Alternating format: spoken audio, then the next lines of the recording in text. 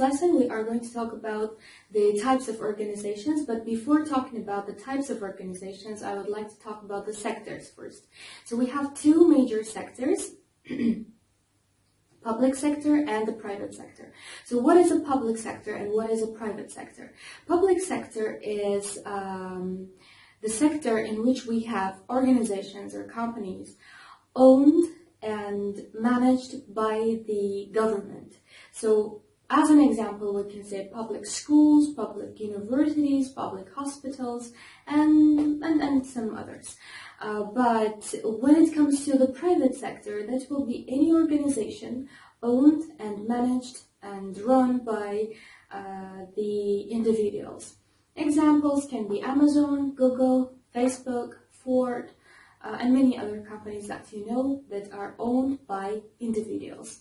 So that's it about private and public sectors. What about the types of organizations? We have two major types in terms of profit making or in terms of motivation, let's say. We will have profit-based organizations and non-profit-based organizations. So what is a profit-based organization? The name clarifies itself. The business that's motivated by making profits. So profit making is the sole motivation for this business. Let's say Google, let's say Facebook, let's say Amazon, and many others. In case the business doesn't make any money in the long term or for a long period of time, the business will close.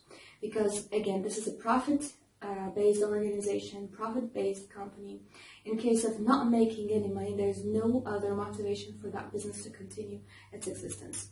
But when it comes to non-profit-based organizations, we have two categories. We have organizations not motivated by profit making at all, so which means these organizations do not make any money, or the organizations that are not only motivated by the profits. So they may make some money, but they have some other goals as well, maybe some social objectives, and they are more important than money making.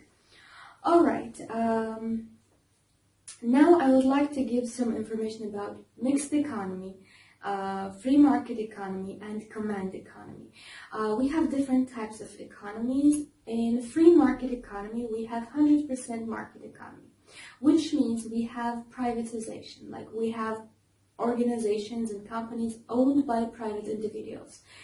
If you want to start your business, if you want to have your cafe, if you want to have your bookshop or whatever, you can easily own that business. This is free market economy. But we have command economy, in which everything belongs to the government. By everything, we mean the factors of production. Like if you want to start your coffee shop, or you want to start your bookshop, or you want to start a restaurant business, you can't.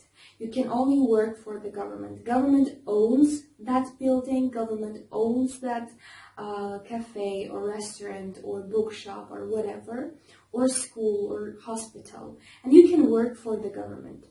But this is the command economy. So in the command economy, all the factors of production do belong to the government.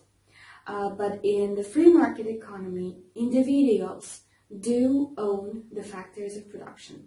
Again, if you want to start your cafe or start your restaurant or start your, I don't know, book selling business or whatever, you can easily own that building, you can easily own that business in the free market economy. But in the command economy, government is the one that owns the factors of production. All right, and when we have these economies both mixed, we call it mixed economy. Most of the countries right now around the globe do have the mixed economy. We don't have the economies, although free market economy is very famous in the form of capitalism, we don't have 100% free market economy. We have different social programs, we have government interference in one way or another. Okay, what is privatization? When we have the businesses in the public sector sold to the private sector, this is privatization. Let's say we have the public school or public university, and Google decides to buy that public university. So pays for it and buys from the government, right? So this is privatization. When public sector organizations move from public sector to the private sector, this is privatization. All right, who is an entrepreneur and what skills does he need to start a business, to start a successful business? Okay, entrepreneur is a person or is somebody who takes the financial risk of starting the business and managing a new venture. Simply, in the previous lesson, actually, we talked about entrepreneurial skills, this and that. So this is someone who takes the initiative to start the business, to take the risks related to the decision-making or financial issues and so on. So which skills should this person have to have a successful business? First of all, the person must have some innovation. Why innovation? Because we are talking about the market economy in the capitalism. And in the market economy, to prove that you are, like, we have competition depending on the industry, depending on the market, the level of competition, or even depending on the period of time we are going through, the level of competition will be different. Sometimes we'll have high rates of competition, sometimes low, etc., etc.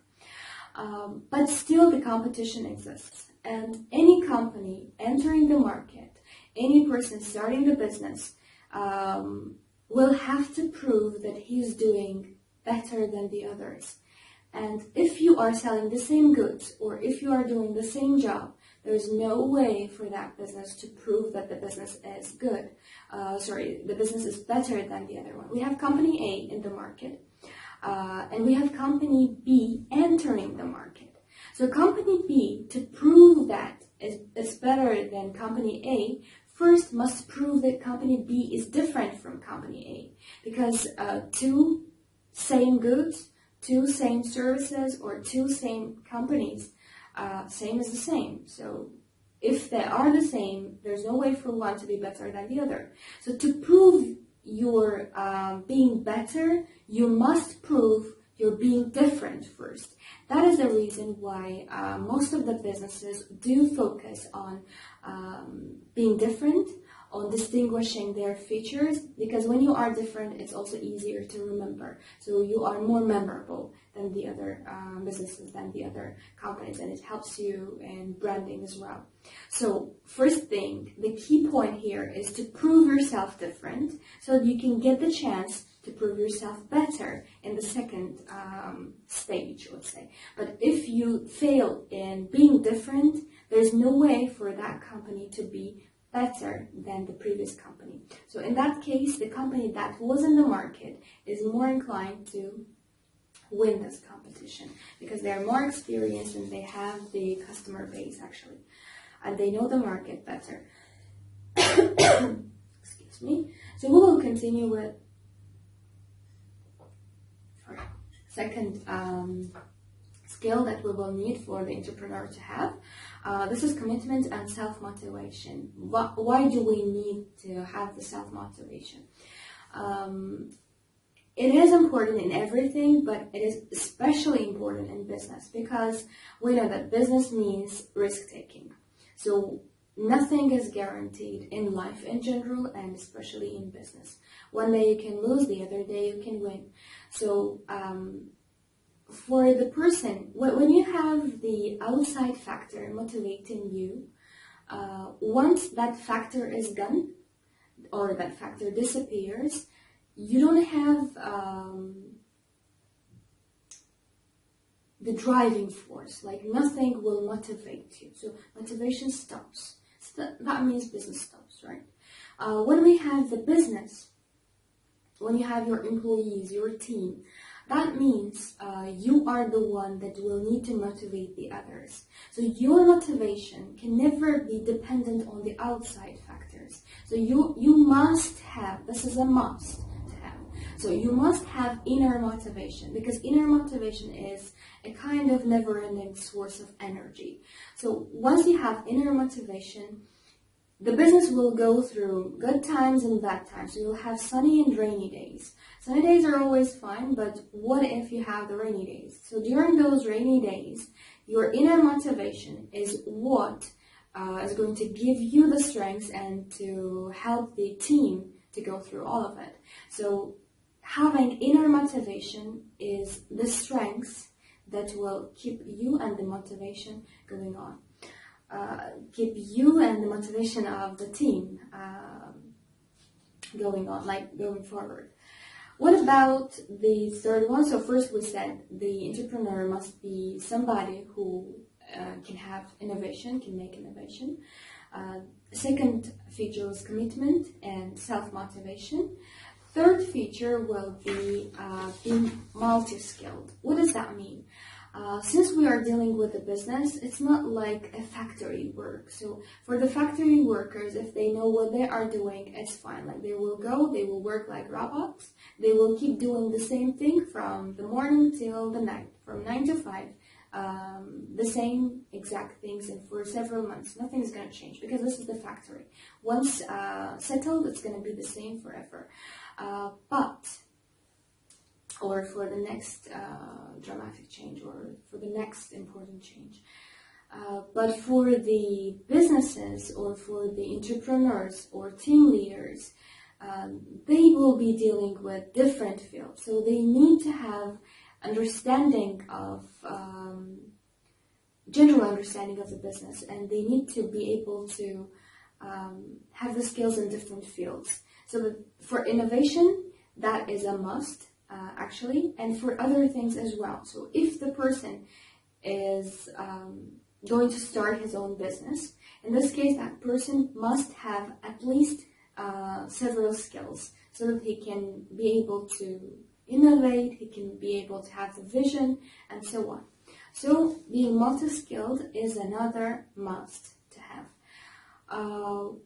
Then when we talk about motivation and discipline, motivation is important, but again, inner motivation is very important.